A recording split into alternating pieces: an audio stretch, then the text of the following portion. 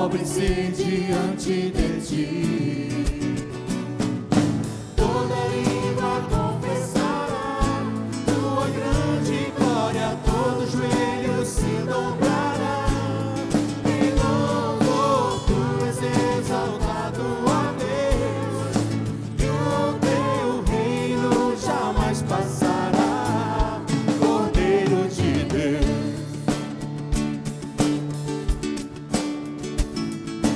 louvor e honra, poder e glória sejam ao Cordeiro de Deus.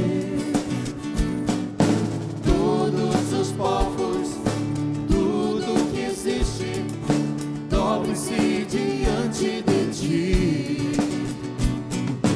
Toda língua confessará sua grande glória, todo joelho se dobrará. Em louvor tu és exaltado, ó Deus, e o teu reino jamais passará. Cordeiro de Deus, teu reino será para sempre. Glória ao Cordeiro de Deus, pois tua palavra é eterna. Glória ao Cordeiro de Deus, teu reino será para sempre. Glória ao Cordeiro de Deus, pois tua palavra é eterna. Glória ao Cordeiro de Deus, toda língua confessará sua grande glória, todo joelho se dobrará. Em louvor tu és exaltado, ó Deus, e o teu reino jamais passará. Cordeiro de Deus, Cordeiro de Deus, Cordeiro de Deus. Meus amados irmãos e irmãs, a graça e a paz do nosso Senhor e nosso Salvador Jesus Cristo. Que bom estarmos mais uma vez reunidos, ainda que assim à distância, para conversarmos sobre a carta de Tiago. Nós estamos hoje no nosso terceiro encontro. Se você não viu ainda os encontros anteriores, eu quero convidá-lo a fazê-lo, para você se inteirar também do contexto social dessa carta, o seu autor, que é importante para que você compreenda o que nós estamos estudando. Hoje nós vamos conversar no capítulo 1, versos 2 a 4, conversar um pouco sobre as provações e maturidade. Mas antes de nós lermos o texto e meditarmos nele, vamos orar pedindo ao Senhor sabedoria? Obrigado, Senhor, pelo seu grande amor por nós. Obrigado pela sua palavra, palavra que nos dás para que possamos crescer em sabedoria, graça, em vida. Louvado seja teu nome, ó Deus, porque apesar de nós, o teu Espírito Santo, através da tua palavra, realiza o milagre, ó Deus, da sabedoria, para que possamos te conhecer mais, mas não apenas conhecer mais sobre a tua palavra e da tua palavra, mas acima de tudo, crescermos no nosso relacionamento contigo, no nosso amor pela sua palavra e pela obediência ao teu querer. Faz nessa manhã então, Senhor, que ao estudarmos essa tua palavra santa e bendita, o nosso coração possa estar rendido àquilo que o Senhor tem a nos dizer, para que também possamos ser não apenas aqueles que ouvem, mas aqueles que cumprem a sua vontade. Nós oramos em Jesus Cristo, nosso Senhor e Salvador, hoje e sempre. Amém. Pois bem, vamos então ler capítulo 1, versos 2 a 4. Diz assim a carta de Tiago: Meus irmãos, tenham por motivo de grande alegria o fato de passarem por várias provações, sabendo que a provação da fé que vocês têm produz perseverança. Ora, a perseverança deve ter ação completa, para que vocês sejam perfeitos e íntegros, sem que lhes falte nada. Pois bem, meus irmãos e irmãs, eu quero chamar a sua atenção para o início do versículo. O Tiago já começa falando aos seus destinatários, aos seus leitores, né, os chamando de meus irmãos. Com essa expressão, Tiago está demonstrando solidariedade, né? Ele é um companheiro naquilo que os irmãos e irmãs espalhados por todo o mundo também estão passando. As aflições, as perseguições, as provações, as opressões. É o que nós vamos ver durante o estudo dessa carta. Os destinatários da carta de Tiago são pessoas pobres que enfrentam diversas opressões e provações pelo fato de serem cristãos no mundo não cristão, num mundo que não os aceita, que não os ama, que não os recepciona, mas que os rejeita, que os oprime, que os persegue. E quando o Tiago, então, chama os destinatários de meus irmãos, ele está se colocando ao lado, como um companheiro, né? E não como alguém que está acima, alguém que não conhece essas dores, que não conhece essas aflições, como se fosse uma categoria diferente, né? Como se fosse um super espiritual, protegido de todos os problemas, né? Na verdade, nada mais é contraditório do conceito bíblico de que todos nós cristãos passamos pelas mesmas provações do que esse sentimento de arrogância ou esse sentimento de super espiritual que é incapaz de passar por qualquer problema. É uma negação das dificuldades, né? Como se ser um bom cristão, como se ser um perfeito cristão não passar por nenhuma dificuldade, nenhum problema, nenhum sofrimento. Uma pregação tão comum nesses dias, né? Que é o conceito de que se você é um cristão abençoado, então você não tem problema. Se você tem problema, então você não é um cristão abençoado. Essa matemática, ela condiz com o desejo humano, mas ela não condiz com a realidade das Escrituras. Tiago já nos diz, né, ao chamar os cristãos, aos leitores, aos destinatários dessa carta de meus irmãos, diz para que esses irmãos tenham por motivo de grande alegria passarem por várias provações. E aqui é o imperativo. É complexo entendermos esse imperativo porque não é apenas um conselho, mas é como Tiago, como coração de pastor, dizendo, tenham a compreensão clara, aprendam isso, né? Que o fato de vocês passarem por muitas provações, isso produz grande alegria. E aqui a palavra grande alegria é interessantíssima, porque literalmente é alegria perfeita, alegria absoluta, alegria plena. O passar pelas privações produz então uma alegria plena, uma alegria absoluta. Olha quanto isso é complexo e é difícil de compreender a partir da mentalidade do nosso tempo, em que a busca da alegria é igualmente uma negação de todo sofrimento e de toda dificuldade. Então, o ser humano moderno tem fome pela felicidade, tem fome pela alegria, tem fome pelo prazer, mas ele não consegue lidar com as adversidades, com os sofrimentos, com as dificuldades, com as situações que lhe impedem, ou na sua compreensão, de ser feliz. E Tiago então diz que esses irmãos, esses queridos irmãos, deveriam compreender isso, né? Seja que a verdadeira felicidade, a maior felicidade, a felicidade plena, a felicidade absoluta viria do fato de compreenderem que as provações, que essas provações produzem essa absoluta alegria. Vamos entender isso? Não é fácil. Eu quero te chamar sua atenção para isso, porque não é fácil entendermos o que Tiago quer dizer, especialmente porque ele está tentando quebrar um paradigma da nossa cultura, um jeito de pensar do nosso tempo. Primeiro nós temos que entender o que são provações no texto, né? A palavra que ele usa em grego é peirasmos, que pode significar na Bíblia tanto conflitos internos quanto conflitos externos. Engloba tanto tentações, que são aqueles desejos do coração que se endobra em relação a alguma situação externa, quanto as provas, que são situações externas causadas pela perseguição ou causadas por a negação, né, daquilo que o cristão acredita.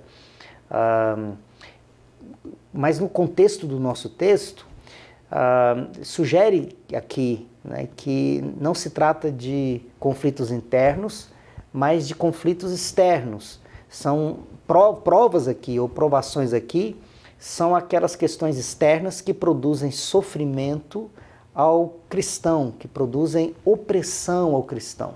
E aqui não se trata de opressão maligna, não se trata necessariamente de uma opressão do mal, né? Como às vezes se usa dizer, né? Alguém está oprimido, né, pelo diabo, oprimido pelas forças do mal. Não é isso que Tiago quer dizer. Ele está falando de forças concretas, de perseguições concretas, ainda que as espirituais obviamente são também concretas, mas ele está falando de perseguições pelo fato dos cristãos serem cristãos e terem uma ética de vida cristã no meio de uma sociedade não cristã. Então ele diz que os cristãos, né, que os irmãos em Cristo deveriam ter grande alegria por passarem por várias provações. E é interessante notarmos as várias provações. Significa que a vida cristã será sempre recheada de várias provações. Sempre será repleta de muitas provações. Ser cristão é, portanto, viver em provações. Como é que a gente pode entender isso? Primeiro, é que Tiago aqui não está falando de nenhum tipo de determinismo, né? Como de compreender que o sofrimento, que a angústia, que a perseguição tem que ser entendida como um determinismo. O que é isso?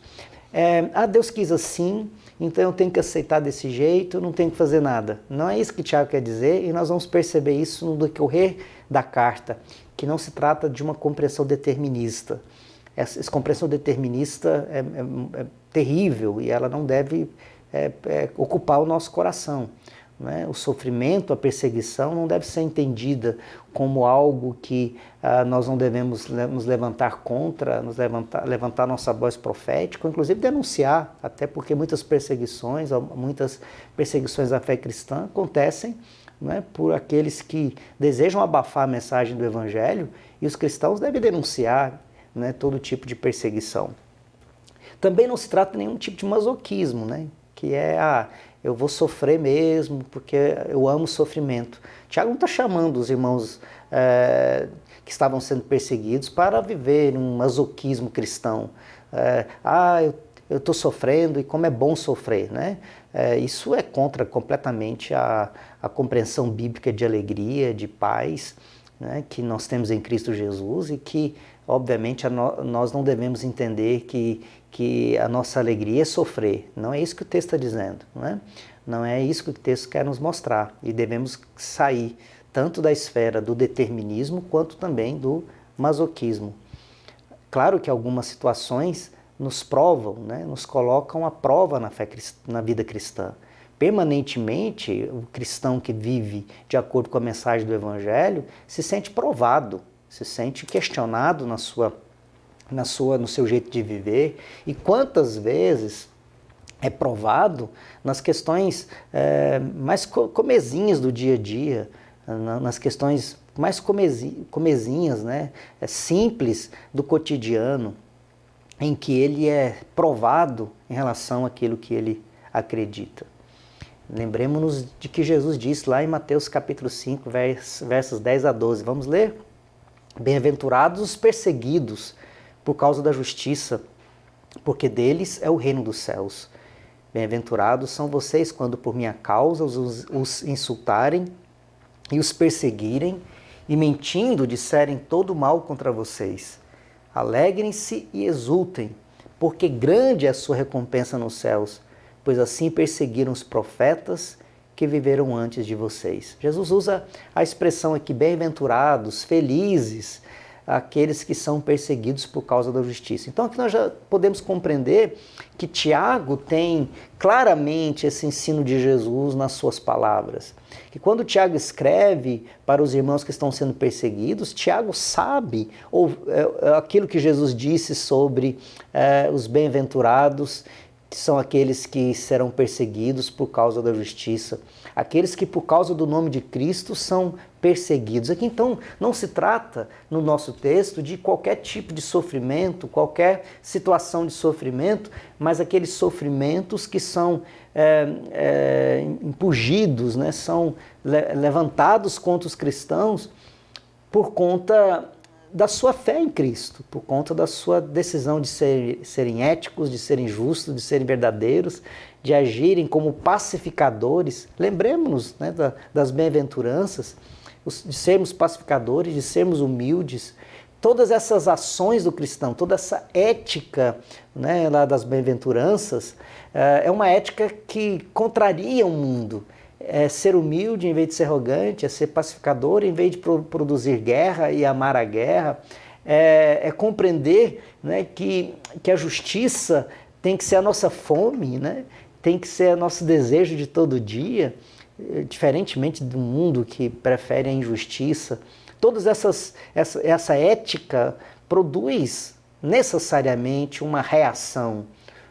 Toda essa ética cristã produz necessariamente uma contradição. Toda essa ética cristã chama para si a perseguição.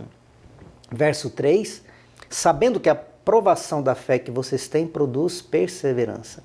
A expressão que aparece aqui, sabendo, literalmente é tenham consciência, tenham percepção clara, tenham entendimento claro. Que entendimento do quê? Que a aprovação da fé que vocês têm produz perseverança. Aqui é como se Tiago estivesse avançando na explicação do que são as provações, e ele acrescenta a expressão da fé, para não deixar dúvida que não se trata de qualquer tipo de sofrimento, não se trata de qualquer tipo de situação, mas especificamente aquela situação em que a nossa fé é provada ou colocada na prova. Na prova por conta de uma perseguição sofrida, por conta de uma contradição que oprime a percepção ou a vivência da fé, né? É interessante que a palavra provação que aparece aqui é literalmente dokimion, que era uma palavra usada pelos gregos para se referir à moeda que era cunhada como autêntica, como genuína. É como se Tiago estivesse nos dizendo que as provações pelas quais passamos nos dão uma prova da autenticidade da nossa fé. Por isso mesmo que o cristão então deve alegrar-se por passar pelas aflições, não por causa das aflições. Deve alegrar-se por causa das provações, não por causa das provações, mas porque essas aflições que eles estão passando, essas provações que eles estão passando, é por causa da fé que eles têm. A fé que eles têm faz com que eles sejam provados, que eles sejam atingidos, que eles sejam desprezados, que eles sejam oprimidos. E isso deve dar para eles não um sentimento de fracasso, não um sentimento de que não são nada, mas lhes dar o sentimento de que são sim o povo de Deus, amados por Jesus Cristo, salvos por Jesus Cristo, eleitos em Jesus Cristo, e por isso eles são felizes. Olha só o eco do Sermão do Monte. Bem-aventurados sois quando por minha causa vos perseguirem. Felizes vocês são quando por minha causa vos perseguirem. Jesus está dizendo que nós somos felizes pela perseguição? Nós somos felizes por causa da perseguição? Não, mas porque a perseguição prova que nós estamos sendo fiéis a Cristo Jesus. Qualquer perseguição? Claro que não. Qualquer perseguição que a igreja sofre é por conta da sua fidelidade a Jesus Cristo? De forma alguma. Quantas vezes a igreja, no decorrer da história, foi perseguida exatamente porque ela se desviou do Senhor Jesus Cristo? Quantas vezes na história da igreja não foi por conta de Jesus Cristo que a igreja foi perseguida, mas por distanciar-se da fé em Cristo. Então aqui o parâmetro é Jesus. Estar perto com Jesus é estar com Jesus, é andar com Jesus, e como Pedro vai nos dizer, ele nos deixou exemplo para seguirmos os seus passos. E ele diz, Jesus sofreu a morte de cruz, deixando-nos exemplo para seguirmos os seus passos. Ou como Jesus vai nos dizer no Evangelho de João, que o Mestre não é, que o Senhor, que nós não somos maiores do que o Senhor. Se Ele sofreu, nós também sofreremos. Mas Jesus vai dizer-nos, tem de bom ânimo, eu venci o mundo. Para nos mostrar que apesar das aflições, nós temos a certeza de que estando com Ele, nós também venceremos. E essa provação produz perseverança. A palavra que aparece aqui, literalmente, é paciência. Só que geralmente nós temos a compreensão de que paciência é uma atitude passiva. Uma pessoa paciente é uma pessoa que não reage, que fica passivamente suportando alguma coisa sem reagir. Mas o contexto aqui nos leva a traduzir a palavra não por paciência, mas por perseverança, para não confundir a nossa cabeça, né? Porque, infelizmente, na língua portuguesa, a paciência é lida como uma atitude passiva, ou entendida como uma atitude passiva. Ao contrário, aqui a palavra perseverança aponta para uma atitude não passiva, não inerte. Diante da provação, eu não fico inerte, sofrendo ameaça, sofrendo perseguição, mas pela fé eu prossigo, pela fé eu avanço, pela fé eu cresço, pela fé eu busco a maturidade, pela fé eu não arrefeço, não fico desestimulado, não fico com os joelhos trôpegos e com as mãos descaídas, na linguagem de Hebreus, mas nós caminhamos para o alvo, nós avançamos. Na linguagem de Paulo, prosseguimos para o alvo, deixando as coisas que para trás ficam. O conceito de perseverança, então, da fé, jamais é passivo, jamais é inércia, mas é estar em uma compreensão clara de que, não obstante as provações, não obstante as perseguições, nós avançamos em direção a Cristo, porque o nosso alvo é Cristo. Continuemos olhando, então, para o versículo 3. O Tiago diz assim, sabendo que a aprovação da fé que vocês têm produz perseverança. É possível pensar nesse versículo de duas formas. A provação é propositalmente provocada para um fim. Então, alguns há que pensam assim, eu passo pela aprovação porque a aprovação que eu estou suportando, eu estou passando, Deus está realizando na minha vida para que eu alcance algum fim. Ou é possível pensar de outra maneira. A aprovação é inerente à realidade da natureza pecaminosa, nossa natureza pecaminosa, e de estarmos imersos no mundo de pecado, ou no mundo imerso no pecado. E a consciência de tal fato produz perseverança. Veja só, são duas maneiras de compreender o texto de maneira um pouco diferente. Eu particularmente compreendo que aqui não se trata, e os próximos versículos que nós vamos estudar vão nos ajudar a compreender isso, que Tiago não está pensando que Deus é o causador da provação, que Deus é o causador da perseguição que os cristãos estão passando. Mas Tiago está dizendo que essas perseguições e provações são inerentes, são inseparáveis da fé que os cristãos têm, da sua ética de vida, das suas decisões ou da sua decisão permanente de viver em fidelidade a Jesus Cristo. E que essa vida cristã, essa decisão de ser fiel a Jesus Cristo, vai produzir perseverança. Exatamente, porque essa vida cristã lida com o fato da nossa própria pecaminosidade, com uma pecaminosidade de um mundo à nossa volta, que vai reagir contra aquilo que nós deveremos ser, ou alvo que nós deveremos alcançar. E é exatamente isso que o versículo 4 vai nos apontar. Veja só, ora, a perseverança deve ter ação completa para que vocês sejam perfeitos e íntegros, sem que lhes falte nada. Veja que aqui Tiago está nos apontando para o alvo da perseverança. Qual é a finalidade da perseverança? A perseverança não é um fim em si mesmo. Ela deve ser completa. E ela é completa quando? Quando o cristão chega à maturidade, quando ele se torna perfeito e íntegro, sem que lhe falte nada. Vamos entender isso? Primeiro, é que nós conseguimos aqui ouvir um eco, né, do que Paulo vai escrever em Romanos capítulo 5, versos 3 a 5, nos falando das provações, tribulações que produzem perseverança, paciência, né? Conseguimos entender que basicamente o que Tiago está dizendo é o que o Paulo falará posteriormente, né? Como as provações podem produzir em nós uma perseverança. Mas aqui perseverança jamais é um fim. Nós não somos chamados para viver e sermos especialistas na perseverança, né?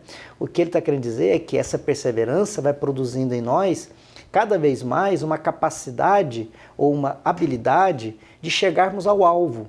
Cada vez mais, cada dia mais em perseverança, nós conseguimos chegar ao alvo. Esse é o sentido da palavra perfeito, porque perfeito aqui não significa perfeição moral, ausência de pecado, mas significa que algo chegou à sua finalidade, algo chegou ao seu fim. O que quer dizer? À medida que o cristão persevera, ele está chegando ao fim, ele está chegando à sua finalidade, ele está chegando ao alvo para o qual ele foi chamado. Não apenas perfeitos, mas eles têm que ser íntegros, ou a perseverança produz isso, né? Ela completa em nós para que sejamos íntegros. A palavra que ele usa aqui no grego é lokleros, é uma palavra difícil, que significa algo que é completo, que é integral. Essa palavra é usada no Antigo Testamento para se referir aos animais sem defeito e sem mácula que eram colocados sobre o altar para o sacrifício. Veja o que Tiago quer dizer para nós. À medida que o cristão então está perseverando, à medida que o cristão está enfrentando as provações, as perseguições, as negações da sua fé e permanece fiel a Jesus Cristo, moldando a sua vida de acordo com o caráter de Cristo, com a vontade de Cristo, ele vai se tornando cada dia mais perfeito, chegando ao alvo, e ele vai ser cada vez mais íntegro, não dividido, mas preparado, plenamente habilitado, plenamente capacitado. E Tiago completa esse entendimento com a expressão sem que lhes falte nada. E aqui, nessa expressão sem que lhes falte nada, Tiago pega uma expressão do mundo dos exércitos, do mundo da guerra. Porque a palavra sem que lhes falte nada, literalmente, leipestai, é usada com referência à derrota que um exército sofria ao abandonar uma luta ou fracassar em alcançar o ideal que deveria ser alcançado. Então, o que quer dizer? À medida que esse cristão chega à perfeição, ou à finalidade para o qual ele foi chamado, que ele vai se tornando cada vez mais íntegro, ele não lhe falta nada. Ele está plenamente habilitado, plenamente capacitado. Ele se vê como alguém preparado para enfrentar todas as provações. Olha, o que Tiago quer dizer para você e para mim é algo que nós experimentamos na nossa vida. Algumas coisas que antes eram para nós provações, hoje já não são mais provações, não porque deixaram de ser provações, mas porque nos tornamos mais capacitados e habilitados para enfrentar situações que no início da nossa vida cristã nós não conseguiríamos enfrentar. Veja que a maturidade cristã nos prepara para enfrentar maiores desafios. E nós percebemos o nosso crescimento, a nossa maturidade, quando nos tornamos mais habilitados para enfrentar maiores batalhas.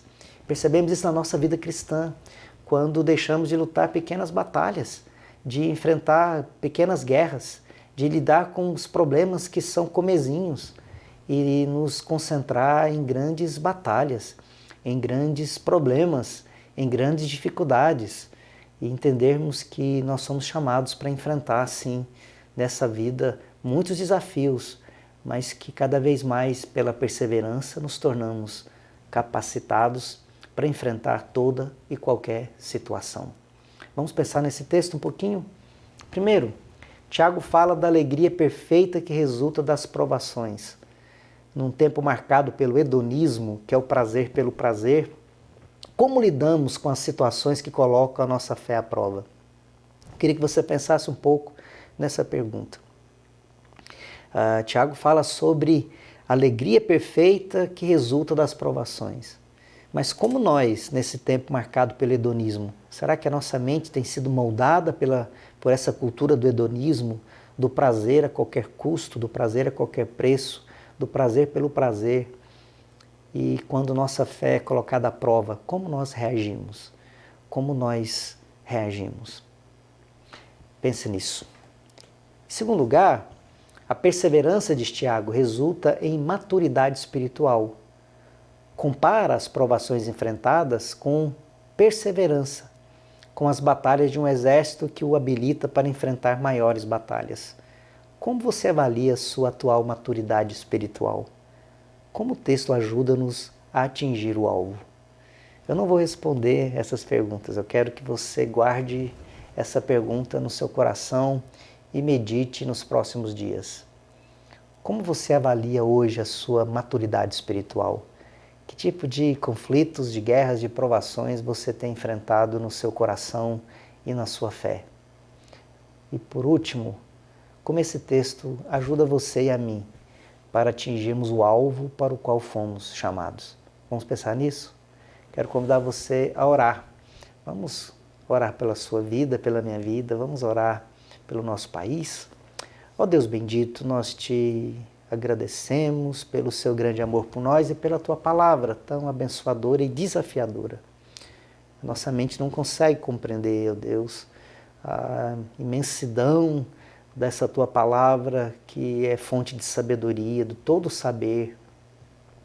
Precisamos do teu Espírito Santo para abrir nosso entendimento, para abrir a nossa compreensão, para que possamos, ó Deus bendito, ter também uma compreensão como aqueles irmãos para os quais Tiago escreveu, para termos aquela mesma compreensão que Tiago esperava dos irmãos que leriam a sua carta, que tivéssemos entendimento, compreensão, clareza, discernimento, para compreender que as provações pelas quais nós passamos, ao invés de nos retrair, devem nos impulsionar a sermos ainda mais fiéis a Jesus Cristo, a andarmos mais e mais com Jesus.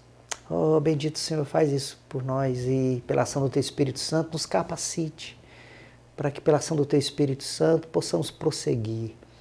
E como Tiago escreveu, que possamos chegar a esse estado de perfeição, compreendermos que estamos caminhando para a finalidade para a qual fomos chamados, para sermos íntegros, para não nos faltar nada, estarmos capacitados a enfrentar as labutas e as lutas, por sabermos que elas são inerentes, que elas são inseparáveis, que elas são inseparáveis da nossa fidelidade ao Senhor. Se somos fiéis ao Senhor, passaremos pelas provações. E que o Senhor então nos abençoe para enfrentarmos cada uma, sabendo acima de tudo que não estamos sozinhos, porque o Senhor venceu e está conosco, hoje e sempre. Amém.